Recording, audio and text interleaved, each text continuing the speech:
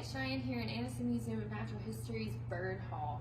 So this hall was primarily created by Werner. So Mr. Werner lived in Pennsylvania, and he was very passionate about natural history and the preservation of birds in their natural habitats, so that hopefully people would leave them alone and not overhunt them, not mess with them when they wanted to study them.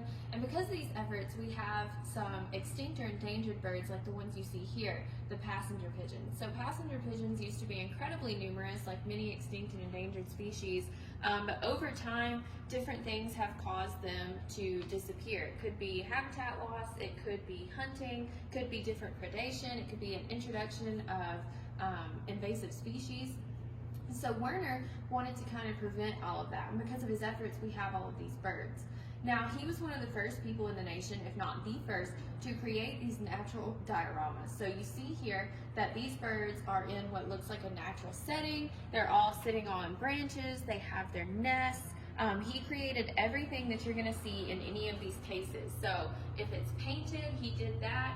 The taxidermy he did. He also created all of these natural looking situations with the branches and things. So he was not only a taxidermist, he was also an artist. Now Werner just did this out of a pure passion. So he was not even an officially trained taxidermist. And this again was in the late 1800s, early 1900s. So this was when taxidermy was a relatively new thing. So a lot of these birds are actually preserved with arsenic. So that's why they're in these cases, they're protected. Anytime museum staff touches them, we have to take special precautions.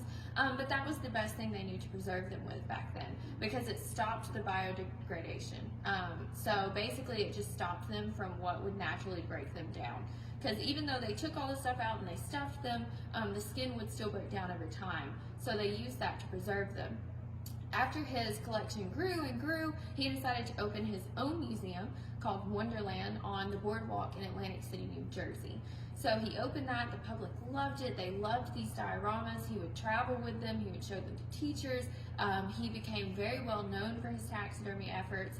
And then after his death, Mr. Regar actually purchased that collection because, again, he also had an interest in natural history as well. He purchased that collection. He opened his museum in Norristown, Pennsylvania. After that, he realized that his town wasn't really interested in what he had to offer. So what he did was actually, after purchasing mummies, moved the collection to Anniston. So this bird collection is the primary foundation of our collection. So even though Werner didn't know it, he was a key stepping stone in procuring the collection that would come to Anniston.